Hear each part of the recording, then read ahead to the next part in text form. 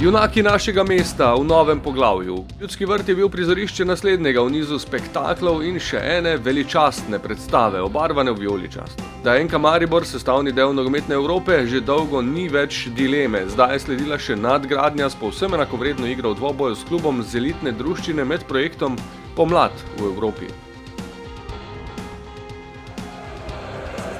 Uvodna koreografija je napovedala čudovit večer, ki se je s tribun prenesel na igrišče. Ekipa v vijoličastem je proti Sevilji odigrala vrhunsko.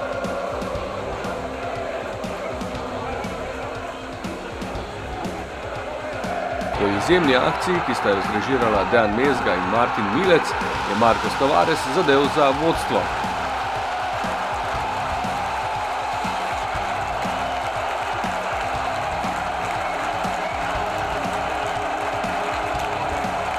Seveda so vmes morali priti do izraza tudi kvalitete že dolga leta ene najuspešnejših ekip španskega prvenstva. Gameiro je hitro natančno akcijo po podaji Rakitića učinkovito zaključil.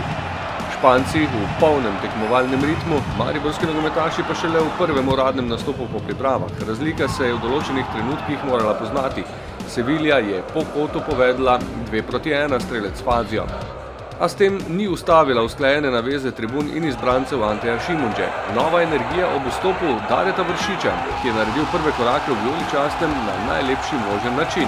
Debitiral je z golom po le 6 minutah na igrišču, golom za končnih 2-2. Pomemben je Maribor, je res da gol prispeval, da nismo izgubili, recimo, seveda sem vesel takšnega debija in verjamem tudi v napredovanje, saj smo pokazali, da lahko igramo tudi s Seviljo.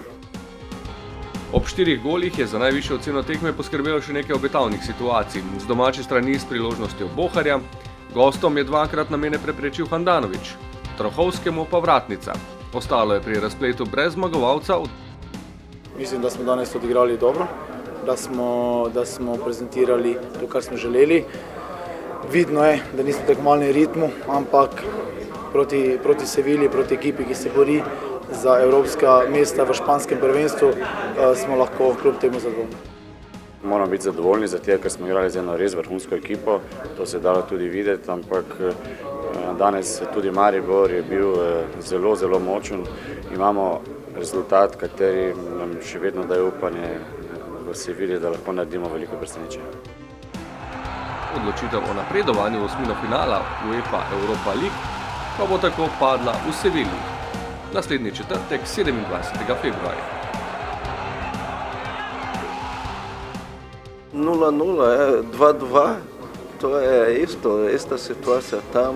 Začela tekma bo 0-0, imamo priložnost za zmago in to je to.